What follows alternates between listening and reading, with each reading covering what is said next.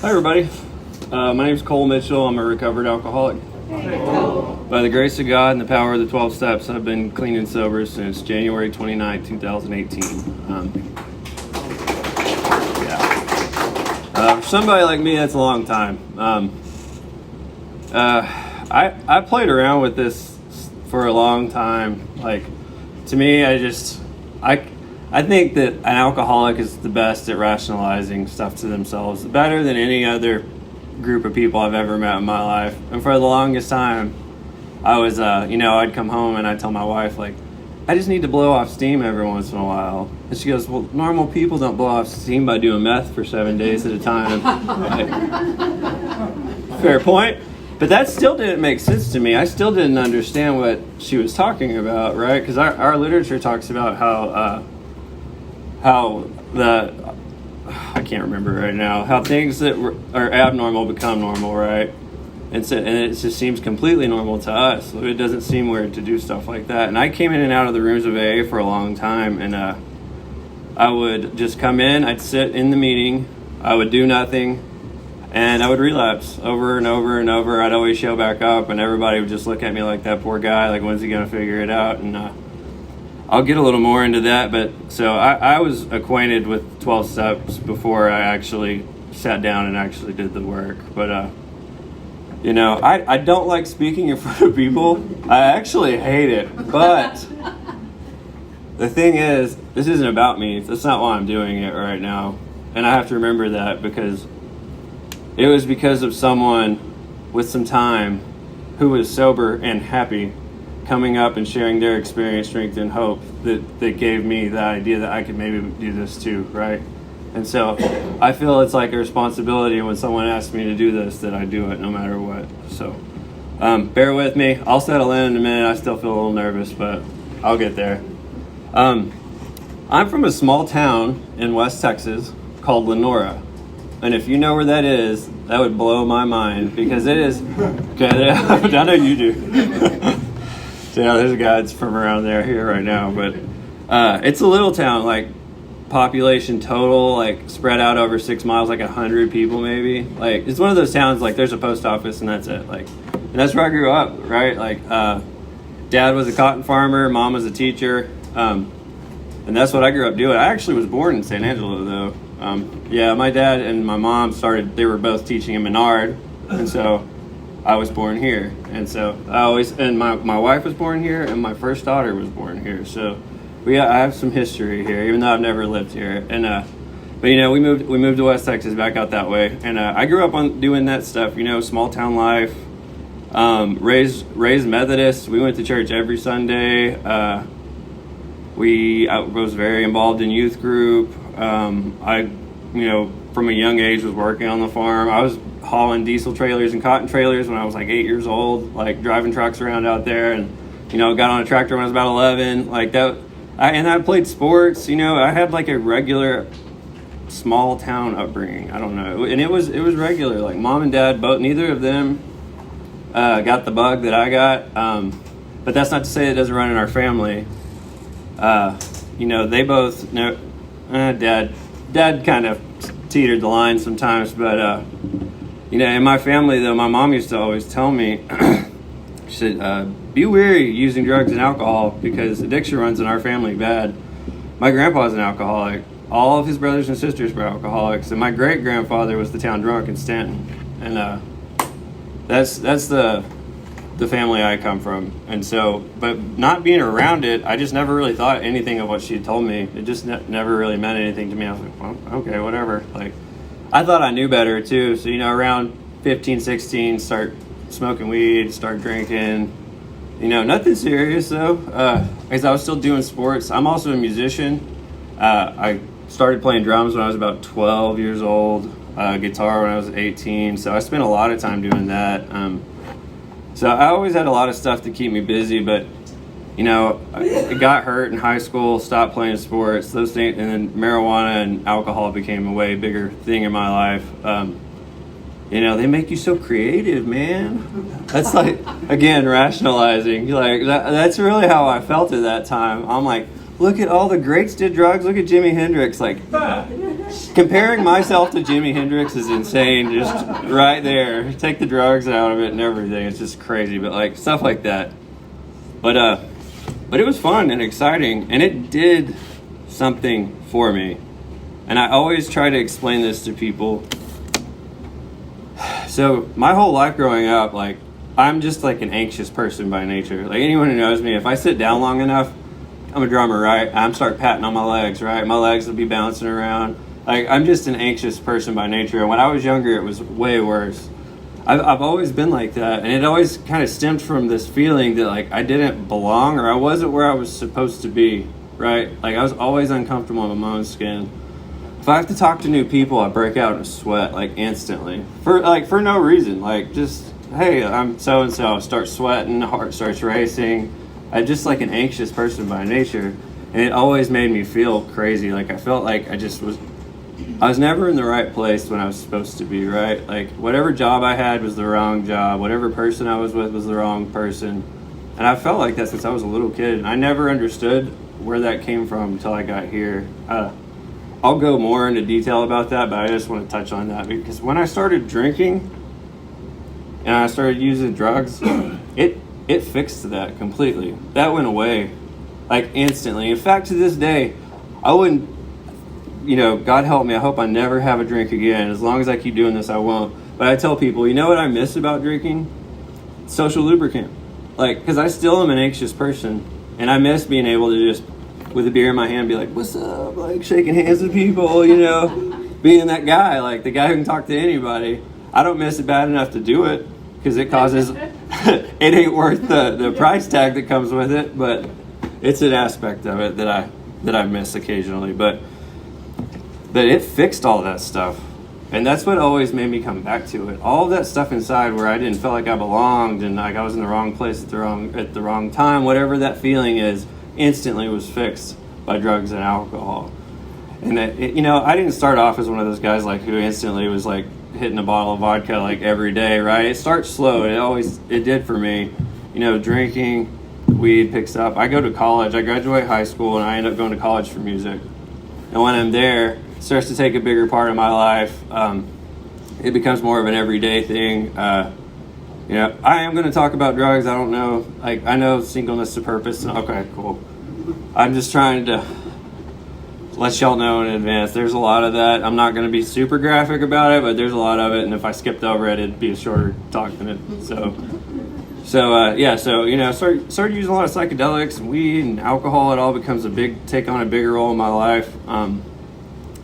While I'm at school, I met my wife, Jamie. We've been together for 15 years. She's a real one to stick it out with me because I put her through literal hell for 10 years and she stuck it out and finally got a little Al-Anon in her life and kind of threw down over that, and it's kind of what pushed me to get sober this time. But anyway, met her there. Going for music, and then while I'm in school I finally have the realization, like, you don't make a lot of money playing music. It's a hard way to make a living. And while I was there, I had the realization, I was like, I don't know if I necessarily want to do this for the rest of my life for work. So my family owns a store in Odessa. It was a little convenience store restaurant, and I had talked to my uncle and he told me to go down there and he was going to show me how to run it. So I move over to Odessa and start working at the store. Drinking, smoking weed. One of these times I went to buy a little weed from a guy, and he said, I have Vicodin if you want any. And I was like, well, what's that?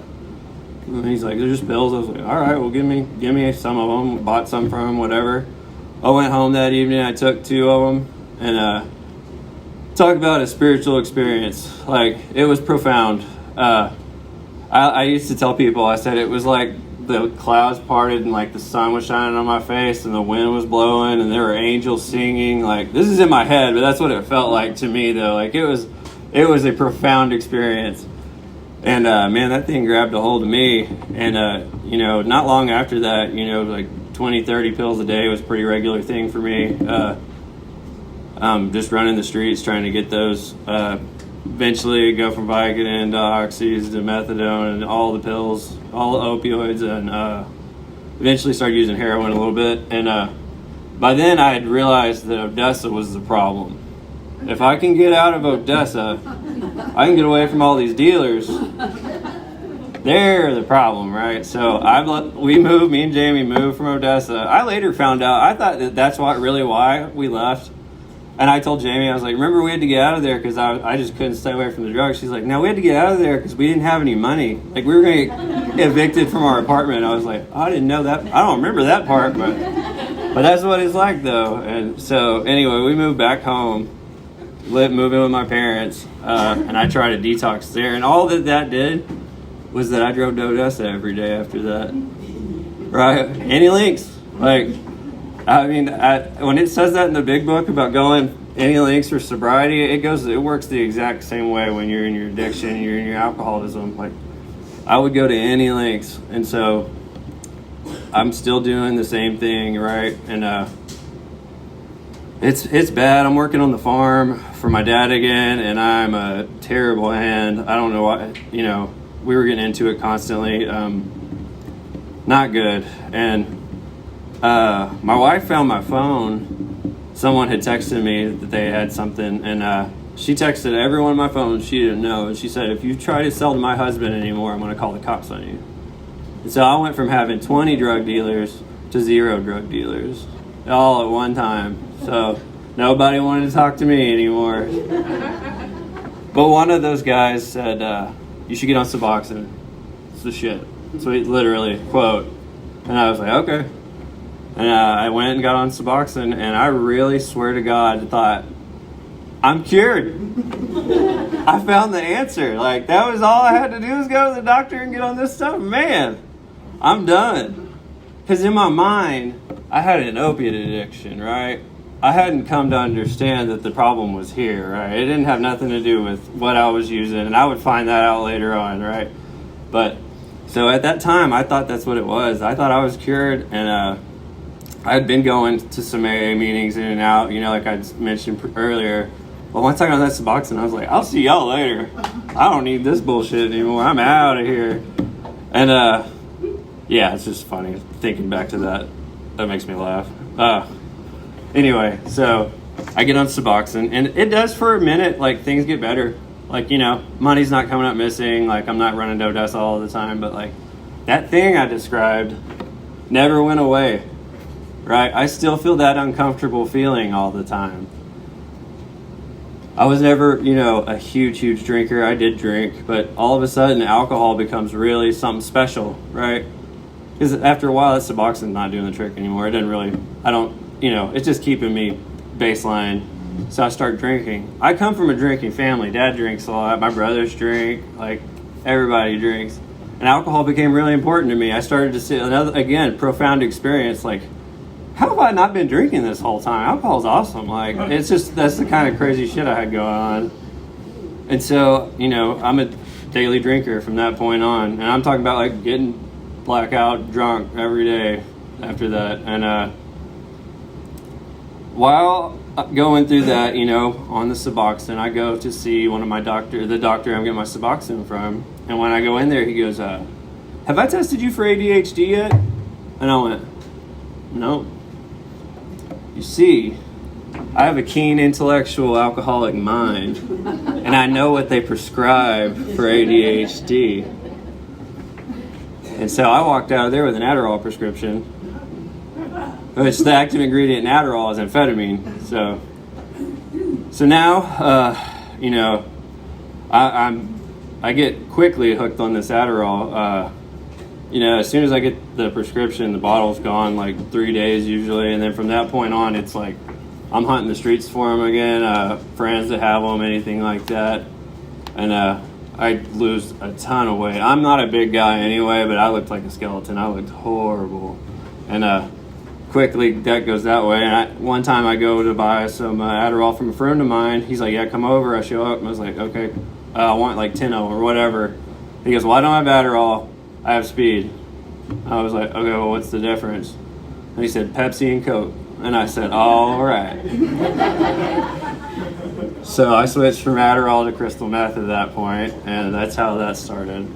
And quickly after that, the job I had was gone within a month or something like that. It's crazy. They said I was acting like a tweaker, and they drug tested me, and I had methamphetamine in my system, so they fired me right there.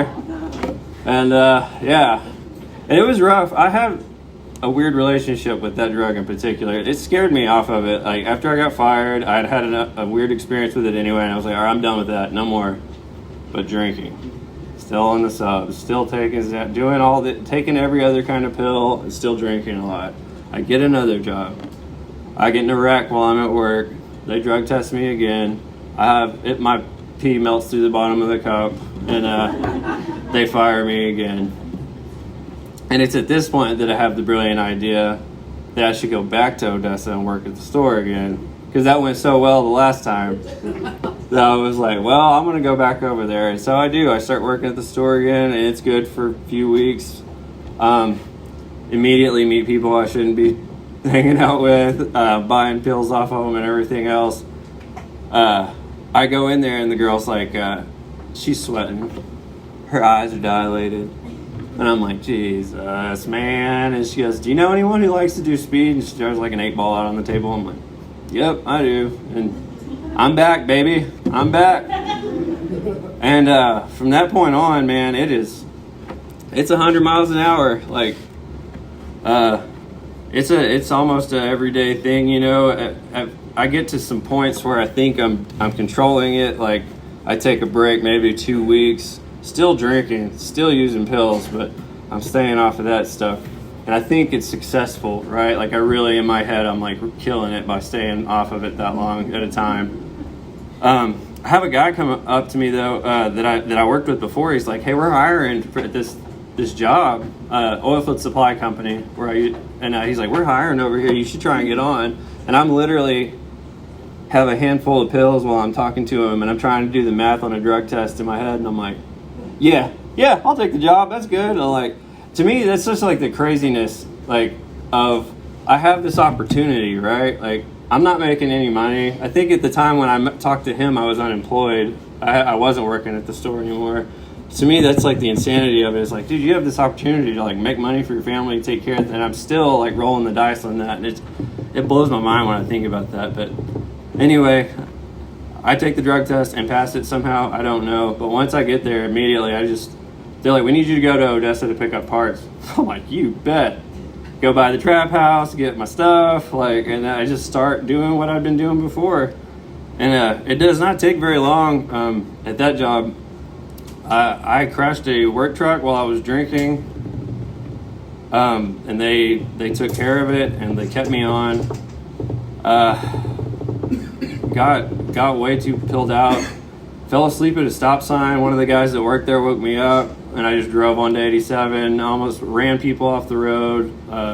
This was like pretty regular occurrence of crazy shit that I was doing. They never drug tested me or fired me, and to this day I think of it as like God doing something for me that I couldn't do for myself, and then He used those people to help me later on.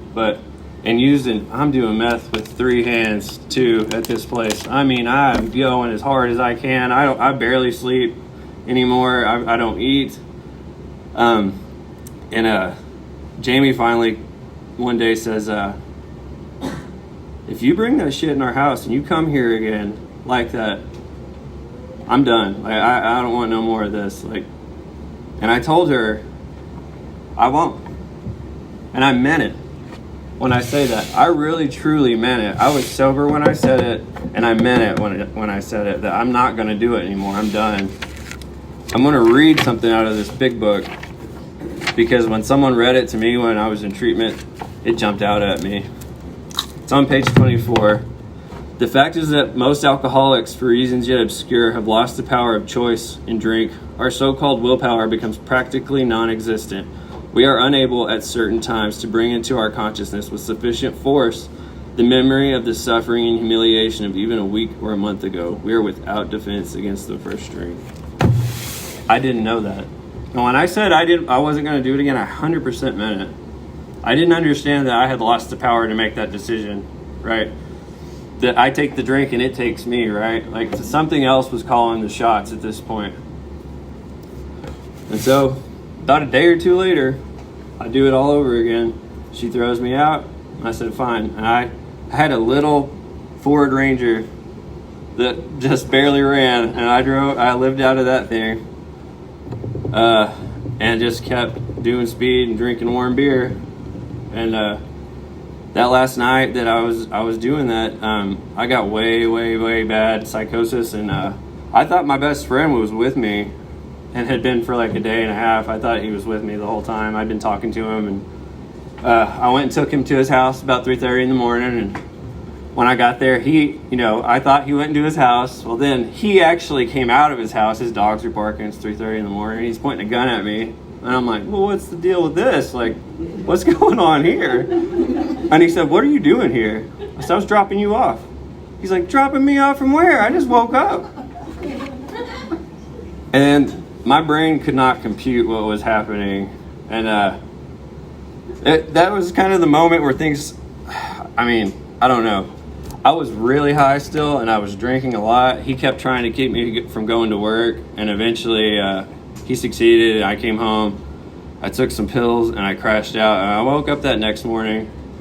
I just remember having the thought, it was like, I don't know how to stop doing this. Like, I don't know how to stop doing this, and this is just getting worse and worse and worse and worse, and I don't know how to stop. Like, I knew with 100% certainty that I would do it again. And so I went to work that day because I thought I was fired because I ran out of there screaming. Like, I showed up there. As soon as I walked in, I was like, nope, and walked right back out. My boss was like, where are you going? I just went home, right?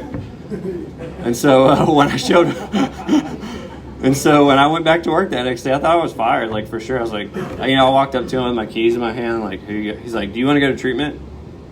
I was like, yes. Actually, that's where I was planning to go. Like, I'd already made my mind up. I was going to try and get into rehab. I didn't know how, but that was the plan. And he was like, all right, well then we went through the steps so that I could get in there and I could still keep my job, which, again, come to find out later on, that guy had a problem too. I didn't know that at the time. He ends up going through Springboard about a year and a half after I do, and I ended up sponsoring him. Whoa. Crazy. Sometimes it's like there are bigger forces at work, and that's where, like, I just got the chills thinking about it. But God moves people, man. I didn't know that, and he helped me get to treatment. And so, about a week after we had that conversation, I ended up in Springboard, and now we got that part out of the way. It's my least favorite part of speaking is to have to go back through that, but this is the part that I like because this is when things started to change, right? So I show up at Springboard, and like I said, I've been in and out of AA for a while at this point, probably 6 years that I was coming in and out, going to meetings and stuff.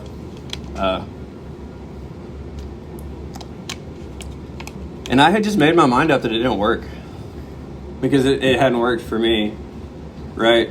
Even though if I had a sponsor, I want to be clear about that, I lied to him the whole time. Like, I was not honest about anything.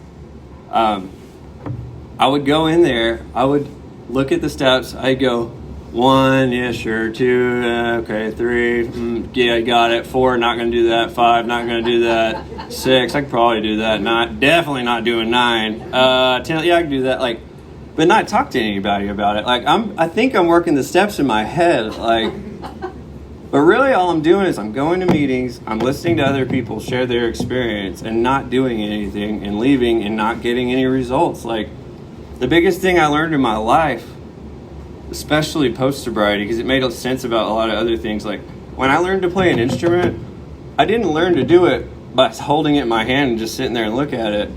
Right? I had to practice. I had to work at it, and eventually it came about. The skill showed up. The same thing here was I had to do the work. It was a problem in here, and I had to do the work, but it took me a long time to understand that. But this time I show up at Springboard, I see a big book, I'm like, this shit again. Here we go. And I open it up, and I start looking through it again, though. Even though I don't really want to, I started looking through it again, and a lot of stuff started coming back to me, things that I'd heard before. That paragraph that I read to y'all was a big one that I remembered. Stuff like that, and it started to make sense. I really started to resonate with me. The other thing that while I was there is that the techs that works there were all in recovery themselves, right? And it felt like they all had like a glow about them. Like they were like genuinely happy. And then they start telling me their stories. I'm like, y'all were as crazy as I was, and way more in a lot of cases. Like, but they're sober and they're happy. I didn't think you could be both of those things. Like, I always thought they were mutually exclusive, right? I told my dad that one time. I was like, I didn't think you could be sober and happy. My dad was like, well, you were neither for a long time. I was like, good point. Damn. Ouch. Yeah, but so anyway, but I'm starting to see that and listening to these people, and they're sharing their experience, and it matches up with how I felt and what they went through and the things that they did, right? So I started listening to them, and they all had the same thing to say, right? They got a sponsor. They worked the steps. They went to meetings. They tried to give it away after it was over. They had a home group, right? All these things. And while I was in there, I started to get open-minded about it. But I read this part. It's kind of long. Y'all bear with me, but I'm going to share it because it really jumped out at me. Men and women drink essentially because they like the effect produced by alcohol. The sensation is so elusive that while they admit it is injurious, they cannot after a time differentiate the true from the false. To them, their alcoholic life seems the only normal one. They are restless, irritable, and discontented unless they can again experience the sense of ease and comfort which comes at once by taking a few drinks which they see others taking with impunity. After they have succumbed to the desire again, as so many do, and the phenomenon of craving develops, they pass through the well-known stages of a spree, emerging remorseful with a firm resolution not to drink again. A minute, I won't, right? This is repeated over and over, and unless the person can experience an entire psychic change, there's very little hope of his recovery. And that's the moment when I realized that I am fucked. Plain and simple. I have no hope, right?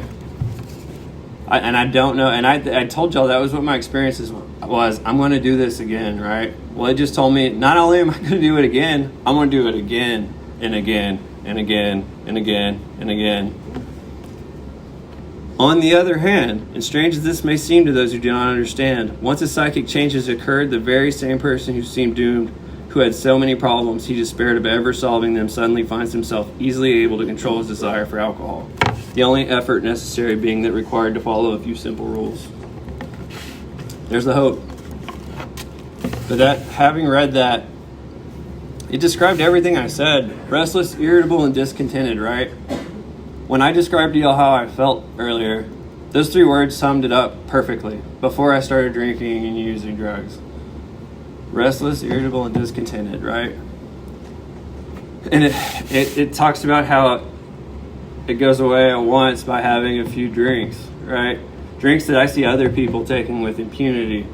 My friends aren't alcoholics, right? I watch them drink the way that they drink and go, I can do that. This is going to fix that restless, irritable, discontented feeling. I'm going to have a drink like they're having. Well, when I don't drink like them, right? They don't start smoking meth out of a light bulb after they have a drink. Like, it's a little different situation. But that's what my brain will tell me, is that I'm going to do it the way they did it. And then once that happens, the phenomenon of craving kicks in. Phenomenon of craving is physically, I can't stop once I start, no matter how bad I want to. That last week I kept getting my dope out of my pocket, and I'd go, I need to give this to somebody, because like this shit's going off the rails. And I'd be like, but I'm going to get high first, right? And then I would, and I'd put it up, and I'd pull it back out and go, I got to give this to somebody. This shit's getting out of control. And I want to stop. In the middle of it, I want to stop, and I can't. And then what does it say after that? Phenomenon of craving develops. Pass through the well-known stages of a spree. Here I go, right? And there goes my money with it, all my relationships, everything that's worth anything in my life goes with it. Emerging remorseful. Like I said, I'm not going to do it again, with a firm resolution not to drink again. And I just had this moment while I was in there, having read that and having tied my experience to it finally. I didn't really believe in God, to be honest with you. When I showed up there, like I said, I was raised religious, but I had lost my faith a long time ago. I decided it was stupid to me. It didn't make sense. And rather than try and figure out what it was that I was having a problem with there, I just wrote all of it off. Not just like the faith I was raised with, like all faiths. Like, it's all fairy tale nonsense. I don't want nothing to do with it. Thanks, but no thanks. Even when I was in treatment, they'd say, some of the people in there, like, hey, we're going to have a Bible study out the butt hut where we'd smoke. You want to go? I'd be like, pass. No, I don't want to go. Thanks, though. You can keep all that. But that's where I was, right? But after reading that, realizing I am completely hopeless, I got down on my knees on the side of my bed and I prayed for the first time in a long time. And all I prayed about, and I didn't even know who I was praying to. I just knew I was praying to something. I said, God, or whatever is out there, help me to be willing to do whatever it takes to get over this. And it's crazy because God showed up. And not in ways that I thought. Like, an example. There's a guy who'd come in there and do yoga with us, right? And I thought he was the worst. He was like a British guy. He was super skinny, like new agey, weird kind of guy to me. And I was like, I really don't want anything you're selling, buddy. No thanks. But I said I would be willing, right? And it's weird, after I said that prayer, I would have that thought. It was like, you said you'd do anything. So then I'm there, tree pose, right? Or whatever, downward dog. Like, I know this doesn't necessarily have to do with recovery, but I know that it's like me being willing, right? And it's where that it started to grow from there. You know, I thought meditation was stupid when I got there. And suddenly I realized, you're an anxious person. And they're saying this can help with anxiety. You might look into it. And so I started asking people about it. And I would, between groups, I'd go in our bathroom, close the door, lock it, I'd put my back straight against, and I'd do all the things. I'd meditate. And it helped. It did help. I was still detoxing like 3 or 4 weeks into being into treatment too. I'd been on Suboxone for so long, like there was no way I wouldn't still be detoxing. I felt terrible. That helped. And it just helped. Once I gave that to God, I just felt the willingness start to come. You know, the Super Bowl was on while I was in there, and we had we have an alumni meeting at this treatment center on Sunday nights. And I left the Super Bowl and went to that meeting. I ended up meeting the guy who'd be my sponsor, right? And I asked him, I was willing for the first time, I'm going to have a sponsor. I'm going to go to a meeting that I don't have to go to. I could have stayed and watched the Eagles beat the Patriots. Like, I decided to go. It was a pretty interesting game, though. But I did that. The guy that I met was about it. He didn't stay sober for much longer after that, but he helped get me sober. He worked me through the steps. And I will forever be grateful to that man for doing that. And once I met him, I get out. I go back to my normal job. I was going to go to sober living. My wife's not talking to me during all this. Like, she's done. Like, she's way done. My parents would bring the kids up there. And then I think my third week there, she came with my parents. And I was like, interesting. She wouldn't talk to me, but she was there. And I finally told my mom to tell her I'm going to sober living, which I think is a good idea for anybody. Like, I really do.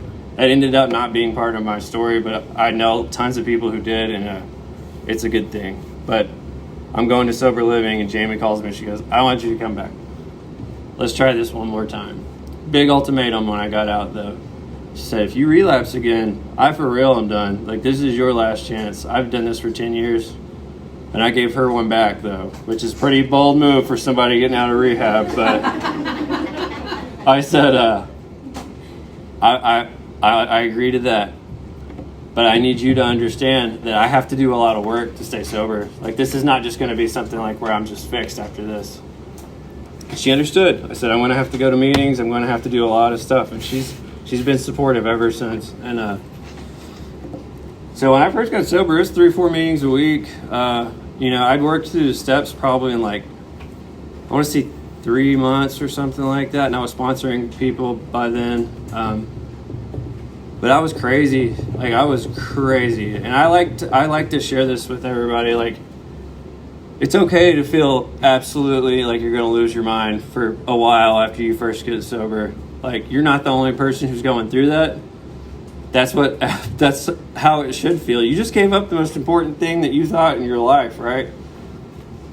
it's not okay to not do anything about it, right? I had to do the work. And as I got through the work, I didn't know what I believed, but something started to show up. And I remember being 4 or 5 months sober and realizing I hadn't thought about drinking or using in a long time. Like, I hadn't thought about it. I didn't want to. It was gone. The 10 step promises in this book. Sorry, I'm bad at quoting stuff, but I know where it is. The 10 step promises in this book say, and we have ceased fighting anything or anyone, even alcohol. For by this time sanity will have returned. We will seldom be interested in liquor. If tempted, we recoil from it as from a hot flame. We react sanely and normally, and we will find that this has happened automatically. That was my experience. After I'd gotten through the work and I started giving it away, I stopped thinking about it. Right? It goes on to say, we're not cured of alcoholism. What we have is a daily reprieve contingent on the maintenance of our spiritual condition, right? And what that means is I have to keep doing this deal, 10, 11, and 12. And I'm not always the best at doing a great 10th step, and I've had to go back and write another 4th step. I have to do inventory because this stuff will start to stack up, right? And I will absolutely be as crazy in sobriety as I was in my alcoholism and addiction. But I'm grateful for the people I know, people like Kenny, right? And our group of guys that call me on it, or I call them and say, I need help. Like, I'm losing my shit right now. I need help. I'm like, all right, let's get a notebook and a pen out and start writing. And man, I'm so grateful to the inventory process, because even after I got sober, I still struggled with the God thing. I didn't know what I really believed anymore. I knew that I'd been raised with this like old school Methodist belief, right? But I don't know if I necessarily believe that, which means you're definitely going to go to hell, right? Because that's how I was brought up. And so I struggled with this for a long time, and I'm grateful to the inventory process because I was able to work through all of that stuff, and I'm free of any of the thoughts that go along with that anymore. I found a God of my understanding. You know, I won't get into detail about it because I don't feel like this is necessarily the place to get into details about stuff like that, but just know that through the work, I was able to find a God that I believe in, that removed the obsession to drink, right, and that I trust. And that's all I ever wanted, man. My buddy, I can tell him anything. He listens. And they don't call me on my shit when I get crazy. And I'm grateful to the people that help me along the way with that too. Yeah, it's wild though. You know, after I got sober, there were a lot of ups and downs. I had to work through a lot of things. But life got better and better. I finally changed jobs without getting fired, which was like a huge thing to me. I got fired from every job I ever had until I got sober. So the first time, you know, I go back to that job, 7 months goes by, and I decide it's time to leave. And I did. I found another job, and I left on good terms with everybody. That's unbelievable to me. So then I do that again. I get another good job, a better job. And I start getting promotions at this job, and I start making more money, and things just keep getting better. After my son, my second child, was born, I had gotten a vasectomy, and a couple of years ago, Jamie called me and said, I'm pregnant. I said, do what now? I'm not a doctor, but that doesn't seem like that makes any sense. But I never went and got checked out after I got that vasectomy, so turns out it didn't take or whatever. There is a chance that can happen, and we had another baby. And it's so crazy because at one point I told her I wasn't a very good dad for a long time. Drugs and alcohol, right? And I told her, I was like, it's crazy that I don't remember a lot of my kids growing up. And I was like, sometimes I wish I could do that over again. And God said, say less, I got you. And we had another baby. And she's been a real blessing, man. Not what I was expecting, but God works like that a lot of the times. It was kind of what I needed. It's hard to even explain. It's kind of what she needed too. She's been amazing though. And it really, I don't know how to explain it, really helped me center myself and find do a lot of that work I just talked about was after the baby was born. It kind of pushed me towards that stuff. A lot of stress that comes with having another kid. She's awesome, and I'm really grateful for that. It's just, we bought a house, we had another baby, I got this job. Before I spoke earlier, I went outside and I kind of quit gratitude list. I did it this morning too, and I just always say thank you, because if I got what I deserved, I wouldn't have any of it, right? But God's grace is big, His power is a lot, and He helped me get these things, which they're just things. They're good things. They're things I never thought I'd have, but they're just things. I have my family still, and I shouldn't. I'm grateful for that. And all of it, every single thing that I just named and listed off of there is a direct result of me being willing, working the steps, and reaching out for God and recovery. And that's it. Does anything else that just had to do with me, like just when Cole wants something and tries to get it, it don't work out like that. I just told y'all how it worked out, and it does not work out like that. So I always, I don't like telling people what to do, but I'll make suggestions. And my biggest suggestion is, like, if you're struggling the way I was, or however you're struggling, just try this. Like, what have you got to lose except the worst problem you've ever had in your entire life? That's the way I saw it when I came in here. I didn't know what to do, and people said, we have a way to do this. The book says simple but not easy, right? That's what it is. It's not always easy. We didn't like the leveling of our pride that the process takes, right? It says that in the book. It's hard. I start rubbing up against something. My ego tells me, like, nah, you don't got to deal with that. You've been sober for 5 years. That's basically forever. You don't have to do inventory anymore. Nope. I have to level my pride and say, I need help. Just like I did when I walked in. I need help, right? I always suggest, like, just try it. Try everything that they say. Get a sponsor. Go to meetings. Find a home group. Work the steps. When you get through the steps, sponsor someone else. Give it away. You talk about feeling like you're floating on a cloud. To see someone else get sober that you sponsored and see them go through the same thing I just said, start getting their life together. Man, I just got chills talking about that too. It's crazy. The last thing, Kenny, when I saw him speak at a year, he just said, I saw him come in and out, and we would have these conversations. He was a mess. And then he moved to Angelo, and I didn't see him for a while. And he spoke after he had a year in San Angelo. And it was like I never knew him. It was like a completely different person. It was the craziest, one of the most profound things. I was like, holy shit. Sometimes we don't notice it with ourselves, but we notice it with other people. And seeing that man, how far he had come in a year and how far he's come today, so powerful, man. This program is amazing, but you got to do the work. I really, really appreciate you asking me to do this, and I'm grateful y'all are all here. And for y'all who got chips, congratulations. Keep doing it, please. All right? Thank y'all.